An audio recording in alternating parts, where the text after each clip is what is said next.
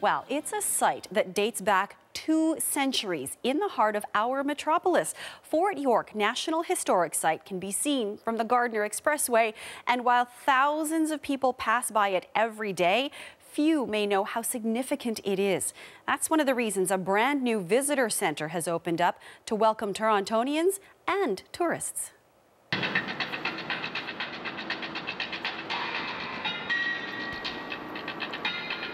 The Casia de Dance Company performs a piece being showcased at the Fort York Visitor Centre, a way for art to mix with architecture, for the present to mix with the past. It really is shining a new light on a place which is very, very important. Larry Ostola is the Director of Museums and Heritage Services for the city. He says years of planning have gone into the Visitor Centre, whose doors are now open. One of the first things they're going to notice is a series of weathered steel, sort of rusty colored panels.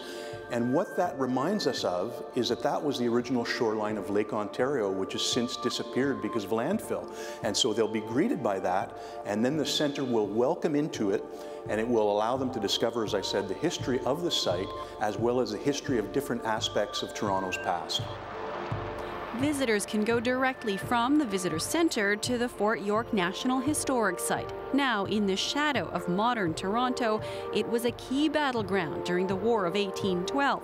200 years later, its reputation and history needed to be brought to the forefront. Fort York, many would say, was a hidden gem for a very long time. And now what we have is a state-of-the-art gateway that is going to welcome residents of Toronto. It's going to welcome visitors to our city, to a spectacular new building that's going to showcase one of the most significant sites in the city. Really, it's Toronto's founding landscape, and you can't emphasize the importance of that. This is one of my favorite objects from the First World War because it was created in Toronto in 1917, and it's called the Canadian Service Flag, and it was meant to be flown here on the home front to show that you had loved ones serving overseas.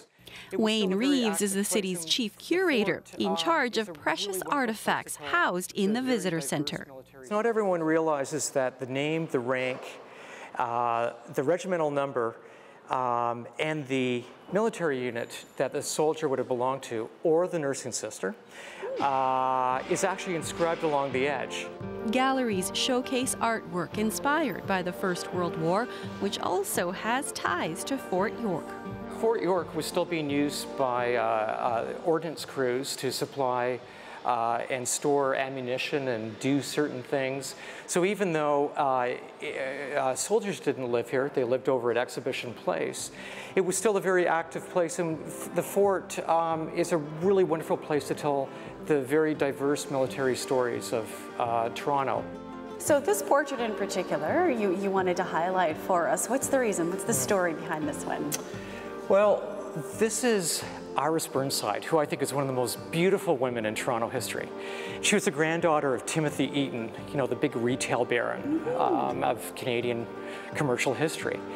But Iris was sailing on the Lusitania, a passenger liner run by Cunard, in 1915.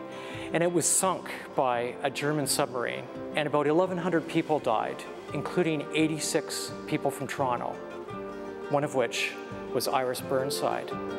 A snapshot of the city's own history with war, in the hopes that it won't be forgotten. We've just gone through the bicentennial of the War of 1812, and people say, oh, that was a long time ago.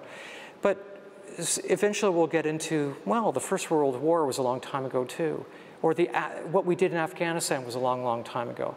But they're all stories and objects that are part of our identity, and they help tell us who we are, where we came from. And it's part of the richness of Toronto's history. People are also going to have fun. It is going to be a great place to be, and a great place not only to learn about history and learn about the founding of Toronto, but really come with your family and with your friends and have a great time. Fun that comes easily with the help of Casia de Dance and some audience participation, including hardworking construction crews and one journalist